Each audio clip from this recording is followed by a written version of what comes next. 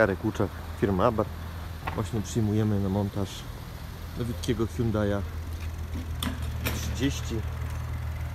Prosto z salonu przyjechał na montaż instalacji gazowej. W tej chwili auto ma przejechane 622 km, czyli klient już zdążył trochę przejeździć na benzynie. Sprawdzamy parametry silnika przed montażem instalacji gazowej, ustalamy wszystkie szczegóły dotyczące montażu, jak przełącznik i inne szczegóły. Oczywiście wlew gazu będziemy chcieli zamontować pod klapką wlewu benzyny, ale coś nie mogę otworzyć. Zbiornik będzie w miejscu koła zapasowego, ale jeszcze pozostaje kwestia, jak duży będzie to zbiornik i jakich rozmiarów. I zobaczymy, co tam pod maską. Zawsze pokazuję Wam silniki już z gazem, a ten jeszcze go nie ma. Chodzi na benzynie. Pusto.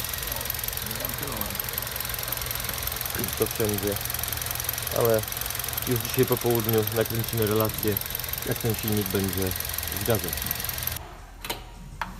Teraz w trakcie montażu reduktor gazowy zamontowany, filterek z elektrozaworem, a tu już podciągnięte przewody wodne, żeby je tam podpiąć pod układ.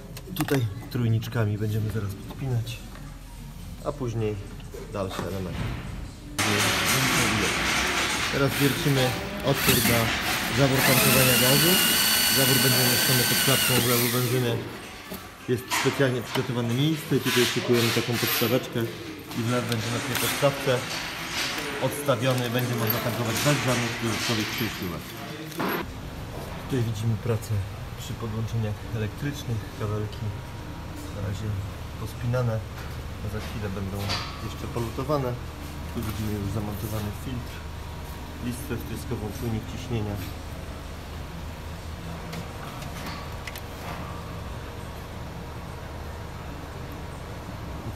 Wspomniane lutowanie.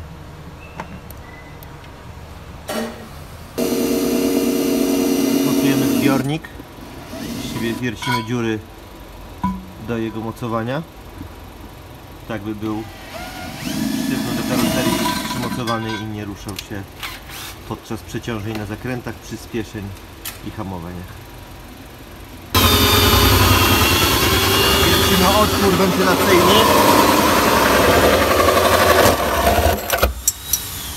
O, widać.